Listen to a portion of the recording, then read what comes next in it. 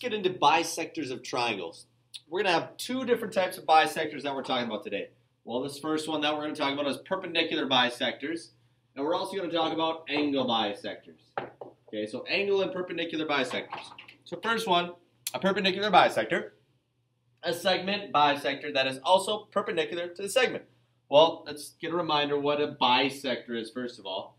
A bisector cuts something in half. So, for example, this is a segment bisector here that I have. So this blue line is cutting my black segment right in half, which makes the two little pieces, the two other little segments, congruent to each other. So if it's a perpendicular bisector, that just means that line that bisects it is perpendicular to it. And it shows you by the little right angle there. That shows that it's perpendicular. So there you go, perpendicular bisector. Cuts it right in half, makes a right angle. Well, we got a theorem for that.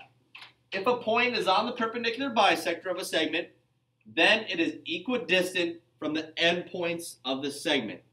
So if I think about this, if C is on the perpendicular bisector, that means from A to C and from B to C is the exact same distance. So these guys would be the same distance.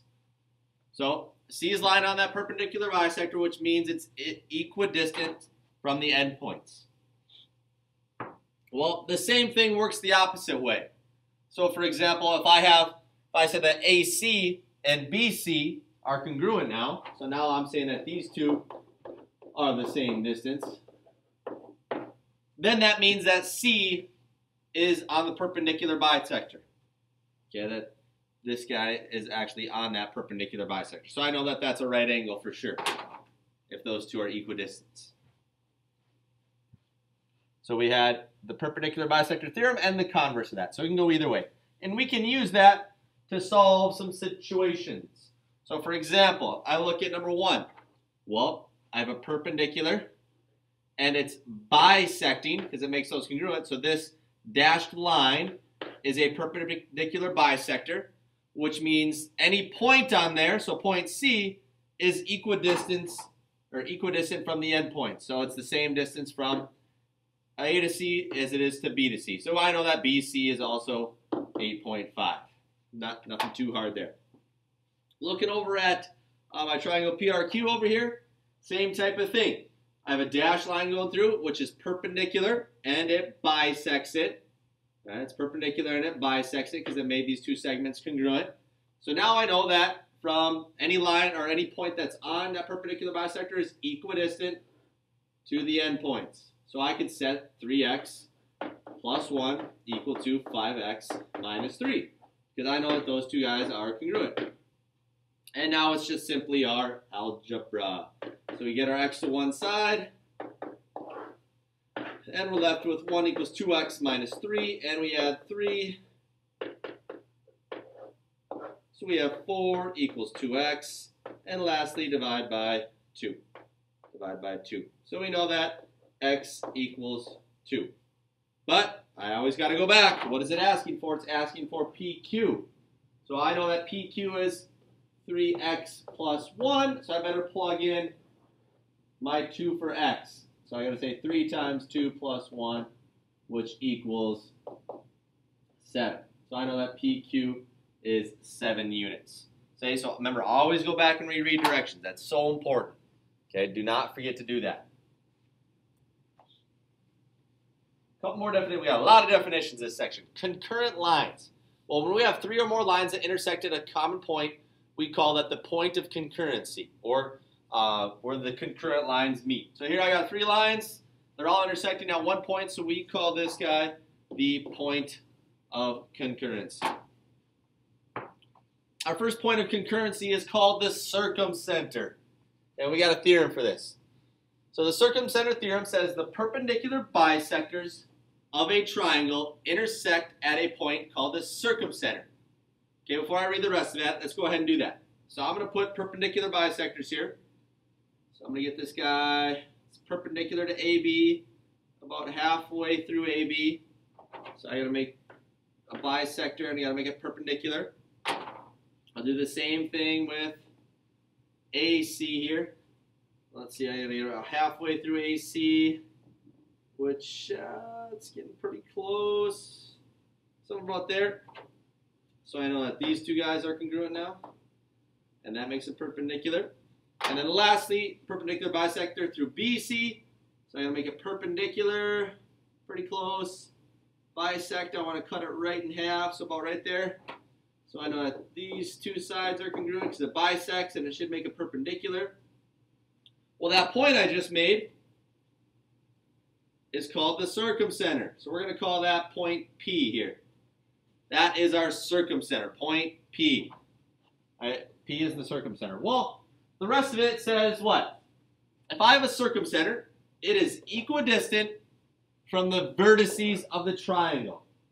Let's do that. So P is equidistant from the vertices. So if I draw from P to B, and from P to C, and from P to A, those are all the exact same distance. So that means that PA is congruent to PB, which is congruent to PC. Okay, I got a lot of lines in there. So if I took out my perpendicular bisectors that I had, should be able to see a little bit better. Right? Those would be equidistant. So wherever my perpendicular bisectors meet, their point of concurrency gives me the circumcenter, which is equidistant from the vertices. So let's use that. So it says a triangular shaped garden is shown. Can a fountain be placed at the circumcenter and still be inside the garden? So we're going to see, is our circumcenter going to fall inside the garden or is it going to fall outside the garden? Well, whenever you see circumcenter, you got to think perpendicular bisectors. Perpendicular bisectors. I always try to remember it is that it's one of the only ones that has a U in both words. Circumcenter perpendicular bisectors. Well, I'm just doing the best I can to draw a perpendicular bisector. So I'm going to deal with this top base right here. I'm going to draw a perpendicular bisector for that. I'm going to make it red. So I got to go about halfway for the bisector and make it perpendicular. So we'll just say it's pretty close. So there's a perpendicular bisector. Got a right angle there. Well, now I'm going to do this left side here. So I got to make it perpendicular. So first of all, let me see. So something like that, and I want it exactly halfway. So about right here. What am I already going to notice? Got to make a right angle. Pretty close. Okay. It looks like they're going to intersect outside, aren't they?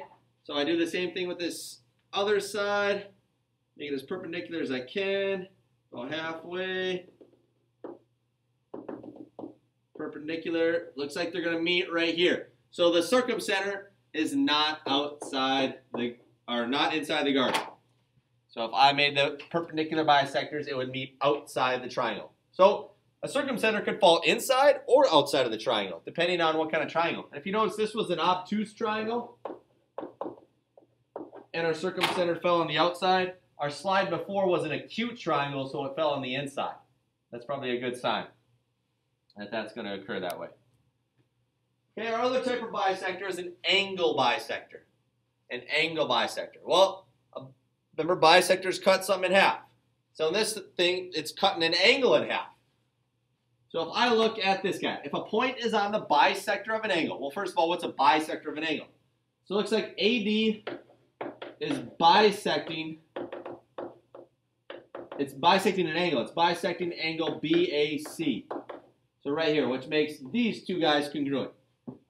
So far that's what I know. It's bisecting that. So if D is on that bisector, then it is equidistant from the sides of the angle.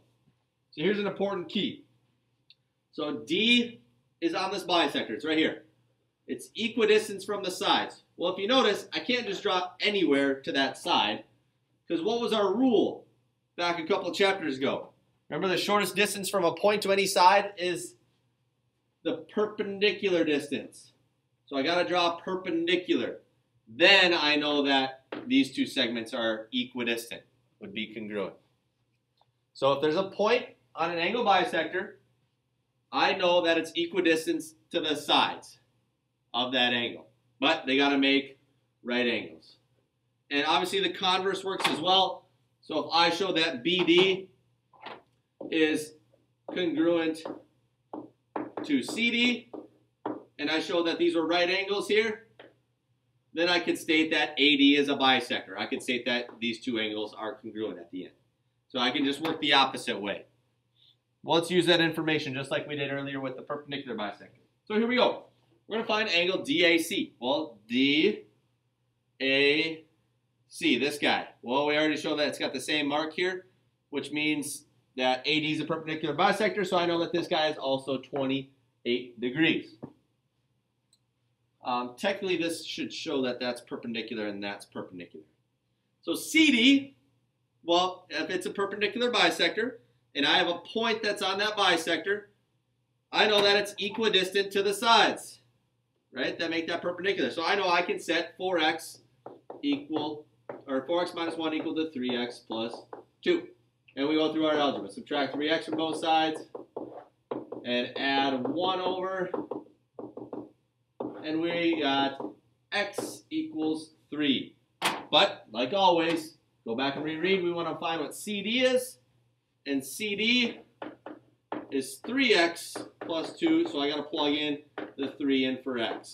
So I got 3 times 3 plus 2, which gives me 9 plus 2, which is 11.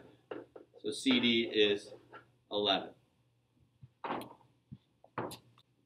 So in-center theorem. So this deals with just angle bisectors now.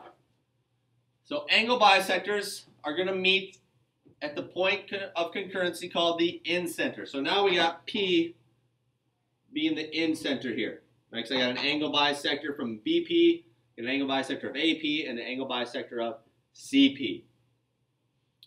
That bisects all those angles. Well, what do we know about this now? It's saying that if P is the in-center, so if I draw in angle bisectors, then I know that the in-center is equidistant from the side of the triangle.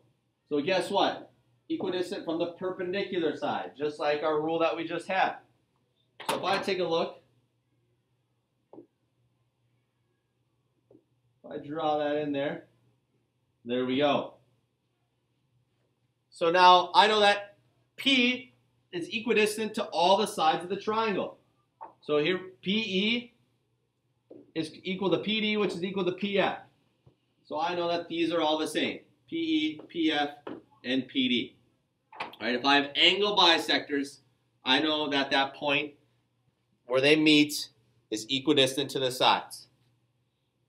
So let's use that information.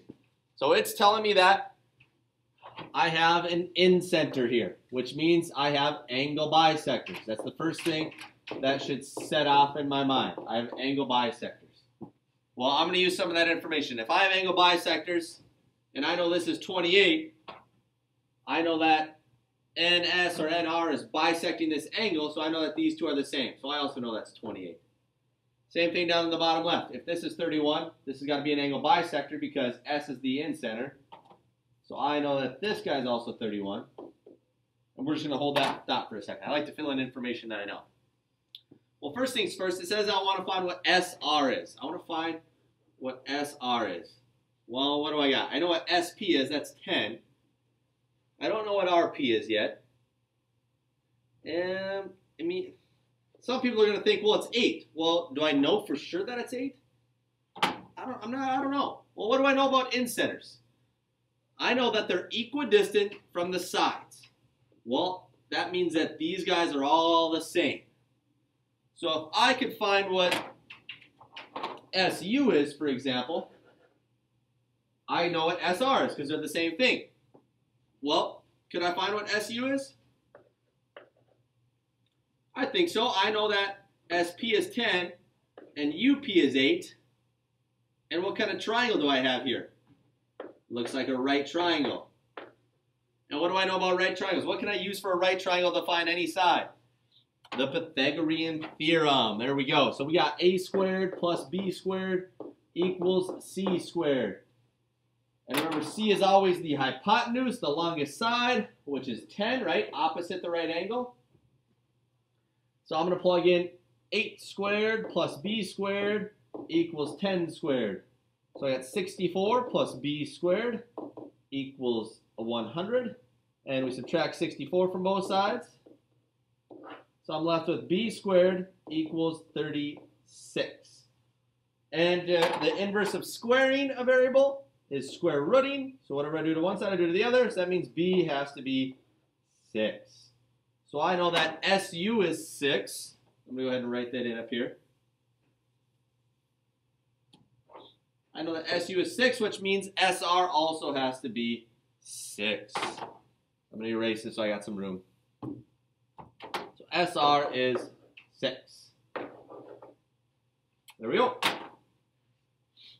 Okay, well, let's take a look. I want to know what SPU is. Angle SPU. So SPU. I want to know what this angle is right here. Well, oh shoot, I got rid of this 31 over here. Well, what do I notice? I got a big old triangle here, don't I? And I notice, or what do I know about triangles? They add up to 180. Well, so far this triangle, I got this angle, which is 56 degrees. And I got this angle, which is 62 degrees. So I can subtract those from 180 to find what this entire thing is. And I can cut that in half, right? Because I only want what SPU is. So we add 62 to 56, which gives us 108. And we subtract that from 180. So we're at 72. And we want to cut that in half because I only want what SPU is. Because this whole thing is 72. So cut it in half, and I got 36 degrees. So I know that SPU equals 36 degrees. So a lot of visualizing going on there. But the first things first, I got to use that it's an in-center, which means I know I have angle bisectors. So I know that all these angles get split into 2 equal angles. And then I know the other thing about an angle or in-centers is that it's equidistant to each side. So you got to know what those things are before you know how to attack this guy. And then it's all about visualizing. Okay, so a lot thrown at you there. So take your time. Don't be afraid to ask questions.